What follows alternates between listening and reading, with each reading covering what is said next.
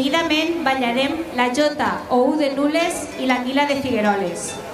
La Jota o U de Nules, peça musical i de ball que recupera el grup l'any 1998. Té algunes modificacions fetes per el Millars, seguint patrons de pobles com la Vilavella, que conserva una peça similar. Les mudances les ensenya Vicentica, la Sena, última responsable del ball quan s'havia de ballar per al pregó. La Jota, que en veritat és un fandango, contempla diverses formes de ball barrejades en posteriors muntatges coreogràfics.